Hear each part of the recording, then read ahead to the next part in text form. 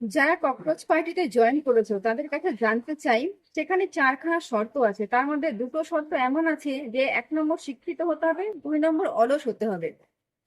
তাহলে যারা জয়েন করেছে ওখানে তাদের কাছে জানতে চাইছি এটা বিশেষ করে, তোমরা নিজেদেরকে শিক্ষিত বলছো আবার বলছো অলস, তাহলে তোমরা কাজকর্ম করবে কি করে? তোমাদের এই রকমই হওয়া উচিত।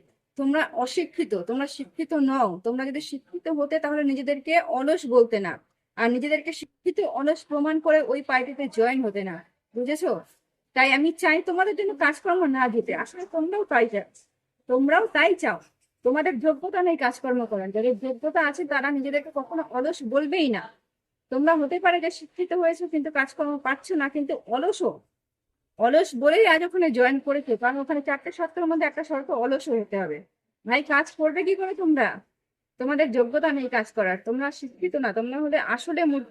মূর্খ তোমরা, আসল মূর্খ হলে তোমরা যারা ওই পার্টিতে জয়েন করেছে।